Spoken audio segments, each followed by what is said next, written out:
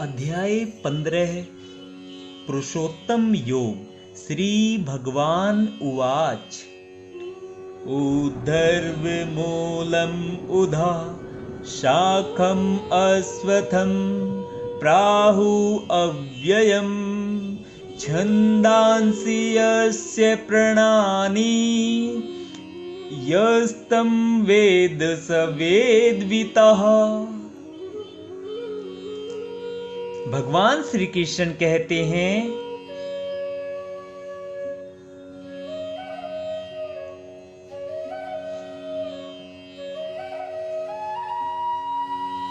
कि कहा जाता है कि एक शाश्वत अश्वत्थ वृक्ष है जिसकी जड़ें तो ऊपर की ओर हैं और शाखाएं नीचे की ओर तथा पत्तियां वैदिक स्तोत्र हैं।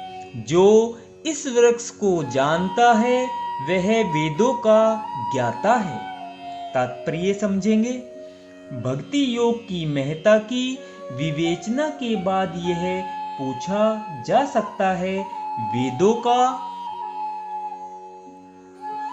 क्या प्रयोजन है? इस अध्याय में बताया गया है कि वैदिक अध्ययन का प्रयोजन कृष्ण को समझना है। अतएव जो कृष्ण भावना भावित है, जो भक्ति में रत है, वह वेदों को पहले से जानता है। इस भौतिक जगत के बंधन की तुलना अश्वत्थ के वृक्ष से की गई है। जो व्यक्ति सकाम कर्मों में लगा हुआ है उसके लिए इस वृक्ष का कोई अंत नहीं है। वह एक शाखा से दूसरी में और दूसरी से तीसरी में घूमता रहता है। इस जगत रूपी वृक्ष का कोई अंत नहीं है और जो इस वृक्ष में आसक्त है उसकी मुक्ति की कोई संभावना नहीं है। वैदिक स्तोत्र जो आत्मोन्नति के लिए हैं, वे ही इस वृक्ष के पत्ते हैं। इस वृक्ष की जड़ें ऊपर की ओर बढ़ती हैं क्योंकि वे इस ब्रह्मांड के सर्वोच्च लोक से प्रारंभ होती है जहां पर ब्रह्म स्थित है। यदि कोई इस मोह रूपी अविनाशी वृक्ष को समझ लेता है तो वह इससे बाहर निकल सकता है। बाहर निकलने की इस विधि को जानना आवश्यक है। पिछले अध्याय में बताया जा चुका है कि भवबंधन से निकलने की कई विधियां हैं। हम 13वें अध्याय तक यह देख चुके हैं कि भगवत भक्ति की सर्वोच्च उत्कृष्ट विधि है। भक्ति का मूल सिद्धांत है भौतिक कार्यों से विरक्ति तथा भगवान की दिव्य शक्ति में अनुरक्ति।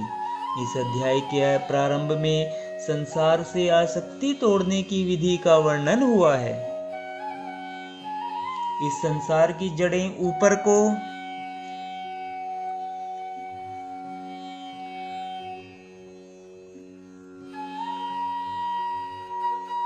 बढ़ती हैं। इसका अर्थ है कि ब्रह्मांड के सर्वोच्च लोक से पूर्ण भौतिक पदार्थ से यह प्रक्रिया शुरू होती है। वहीं से सारे ब्रह्मांड का विस्तार होता है जिसमें अनेक लोक उसकी शाखाओं के रूप में होते हैं। इसके फल जीवों के कर्मों के फल के अर्थात धर्म अर्थ काम तथा मोक्ष के घोतक हैं। यद्यपि इस संसार में ऐसे वृक्ष का जिसकी शाखाएं नीचे की ओर हों तथा जड़ें ऊपर की ओर हों कोई अनुभव नहीं है, किंतु बात कुछ ऐसी ही है। ऐसा वृक्ष जलाशय के निकट पाया जा सकता है। हम देख सकते हैं जलाशय के तट पर उगे वृक्ष का प्रतिबिंब जल में पड़ता है तो उसकी जड़ें ऊपर तथा शाखाएं नीचे की ओर दिखती है। दूसरे शब्दों में यह जगत रूपी वृक्ष आध्यात्मिक जगत रूपी वास्तविक वृक्ष का प्रतिबिंब मात्र है।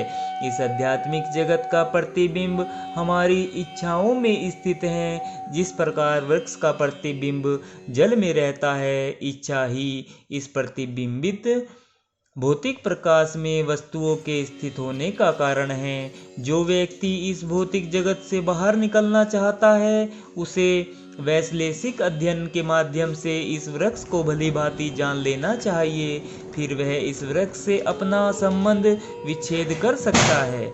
यह वृक्ष वास्तविक वृक्ष का प्रतिबिंब होने के कारण वास्तविक प्रतिरूप है। आध्यात्मिक जगत में सब कुछ है। ब्रह्म को निर्विशेषवादी इस भौतिक वृक्ष का मूल मानते हैं और सांख्य दर्शन के अनुसार इसी मूल से पहले प्रकृति, पुरुष और तब 3 गुण निकलते हैं और फिर 5 स्थूल तत्व, 5 महाभूत, फिर 10 इंद्रिया, 10 इंद्रिय, मन आदि। इस प्रकार वे सारे संसार को 24 तत्वों में विभाजित करते हैं। यदि ब्रह्म समस्त अभिव्यक्तियों का केंद्र है तो एक प्रकार से यह भौतिक जगत 180 अंश गोलार्ध में है और दूसरे 180 अंश गोलार्ध में आध्यात्मिक जगत है। चूंकि यह भौतिक जगत उल्टा प्रतिबिंब है,